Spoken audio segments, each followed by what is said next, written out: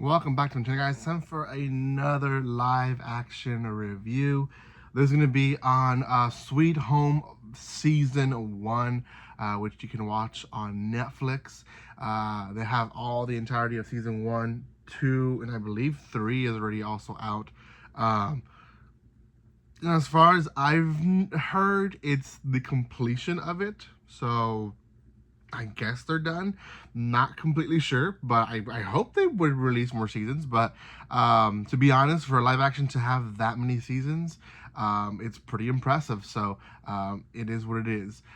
Before anything, guys, if you haven't done so by now, make sure you subscribe to my channel. Give some love by commenting, liking, and sharing.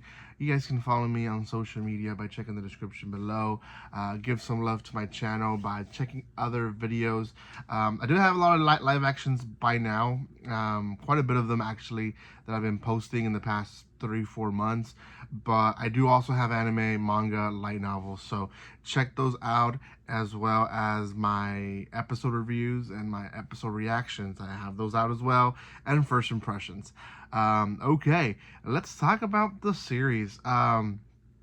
The first season, and I'm going to assume for the rest of the seasons, follow the story of Hyung-soo. And Hyung-soo has a tragic background story. Essentially, he, like, at the beginning of the season, we don't know much about it. We all know, all we know is that he was involved in an accident and lost his family in the accident. And we get little snippets, and the first snippets that we get of his background story is essentially how he kind of was like a dropout, or was becoming a dropout. He was becoming a hermit. He didn't want to talk to people. He was playing video games. Because of this, he didn't have the best relationship with his father. Then we start seeing other bits and why he started missing school, and it was a little bit like obvious at that point to me, because you kind of connect the dots. But he was being bullied. He was being threatened a lot.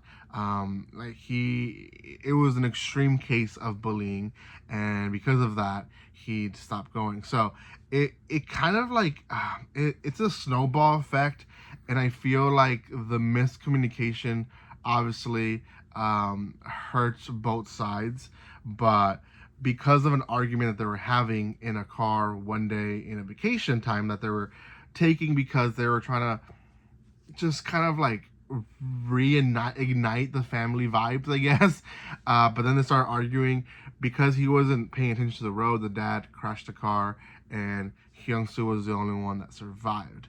Now, Hyung-soo also was experimented on. We don't know much about that part yet, but we do know that he is a special case when it comes to what's going on in the world. Now, past him for a bit, the whole season revolves on this apocalyptic world where these monster creature things are essentially affecting people. They're not really zombies, and we don't really completely know how they reach people, because it just seems like people automatically are infected. That's what the word. I couldn't really get off of affected and affected. It's infected with an I. So we don't know really much on that yet. We do get some information because some of the characters were investigating. Some of them, actually one of them, knew one of the doctors that was one of the initial doctors that was experimenting with it. He unfortunately became one of them, so we don't know where he is. They kind of give us a little like tease that the doctor is still alive, but we know that the results of him being infected is he's a monster. So he's a monster somewhere. We don't know where, but yeah. So there's still a lot of like confusion of all this. Towards the end of the season, we do start seeing some monsters that are friendly. One in particular is killed, and it was being friendly with a little boy. It actually saved him from being killed. The little boy was hiding him from the group, and then the group found out, and they just like they went monster killer, and they just all killed it, and it was kind of like a very sad, but also Hyung Soo. It was a development for Hyung Soo's character. At that point, there was another guy who was like Hyun Soo, and he was basically brainwashing him, telling him that the group didn't love him, the group didn't want him because at some point they're going to turn on him and call him a monster. So, again, back to the story. The story revolves around a apartment complex and essentially the people that survive the complex and them protecting themselves from the outside world.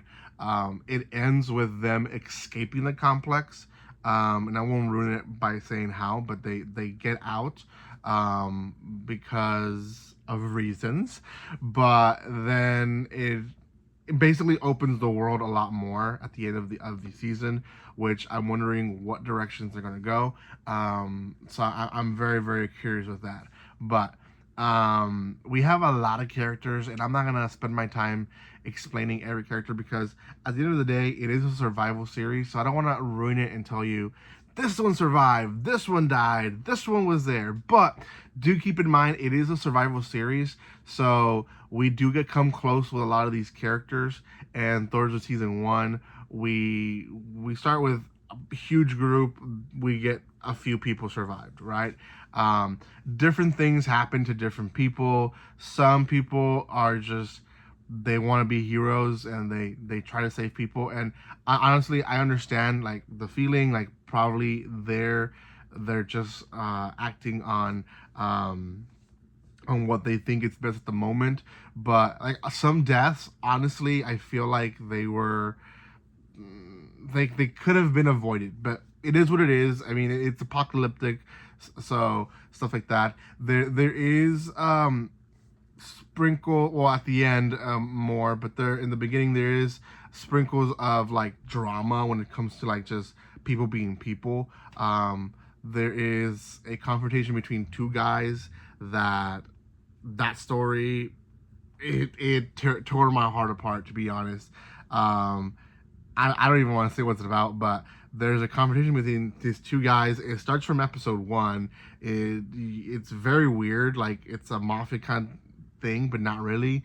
And then it just becomes something like way bigger to the characters, to who they are, and it's just it's definitely worth of a story. There's also a little bit of romance that happens. There's a lot of things that happens in season one, so much that I think it's a solid story. Now, that's the story. The live action part, because I know a lot of people are worried about live actions because of graphics. I will say this one was one of the most, when it comes to like it being like noticeable, what's the right word, non animated graphics. This is the one most noticeable because we're dealing with monsters, whereas series that I've reviewed before like Erased, or the romance that I did not so long ago, all these are just like pure drama, pure. There's time traveling involved, but there's no sci-fi creature, where in this one there is, and there's multiple of them actually.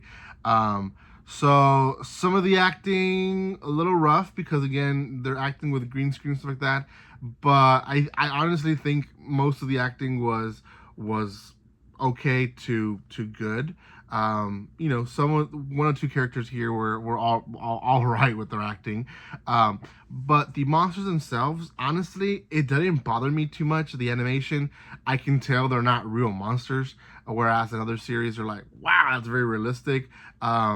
Because they didn't go with the animation portion. These are animated to an extent. Some of their movements are a little rough, but at the end of the day, they still did a good job with the series. I still really enjoyed it.